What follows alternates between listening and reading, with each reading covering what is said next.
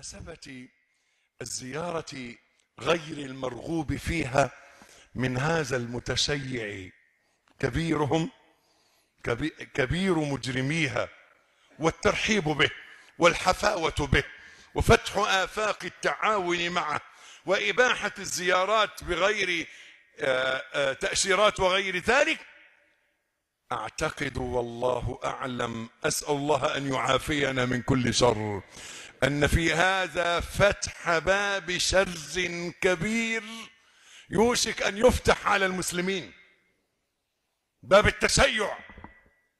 وحين يقولون مد آفاق التعاون بشرط عدم الدعوة إلى التشيع، كأنهم يقولون للكلب اعدل ذيلك، كأنهم يقولون للثعبان لا تبث سمك، كأنهم يقولون للثعلب إياك والمكر، إن هؤلاء دينهم التقية، الكذب، التلاعب. وإني أخشى على المسلمين من هذه الفتنة، لذلك لا بد من الوقوف بكل حسم في وجه من يشتمون أم المؤمنين ويتهمونها في عرضها. أرأيت لو أن رجلا اتهم أمك بالزنا أكنت تقبله في بيتك وترحب به وتحتضن وتبوسه قط؟ كيف وهم يلعنون أبا بكر وعمر ويكفرون الصحابة جهارا نهارا في كتبهم وتسجيلاتهم المسموعة والمرئية ليل نهار، وانظروا إلى قنواتهم الفضائية تسمعون وترون. لذلك هذا تحذير شديد وسيواجه بكل قوة وحسم أي محاولة للتقارب مع التشيع. اللهم احفظ علينا عقيدتنا. إننا الشعب المصري الطيب يحب الصحابة كلهم ويبجل أمهات المؤمنين، لا نريد أن يدخل عليهم أحد بالشبهات والشك.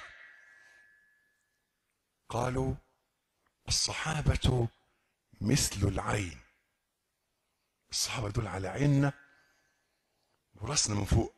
الصحابة مثل العين ودواء العين عدم مسها، ألا يمس الصحابة.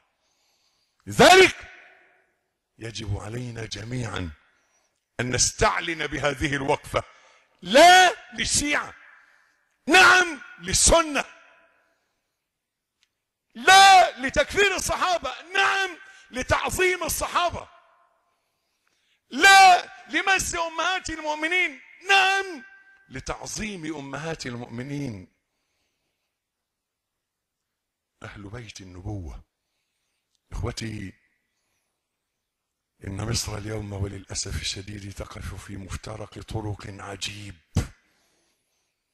ما بين كفر وإلحاد وتنكر للشريعة، وما بين تدين فاسد وتفريط وتلاعب بالدين من أجل السياسة، وما بين تحول في الديانة نفسها. لذلك احذروا، فإن الحرب أولها كلام